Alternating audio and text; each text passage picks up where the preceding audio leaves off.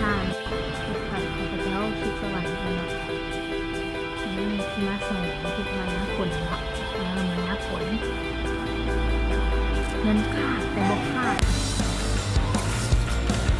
ซึ่งมันมาเอานี้ไว้เนี่ยเที่ยก็เอาวิกซอดเข้าไป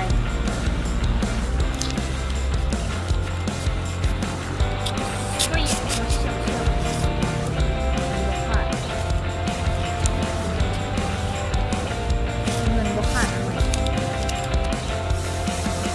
สอนให้จะรักษาบนยกให้ดีๆนะ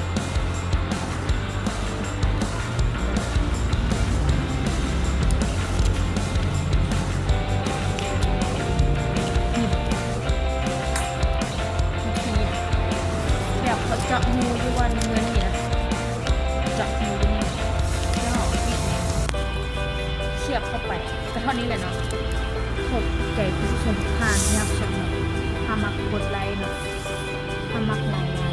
กดซับเนาะ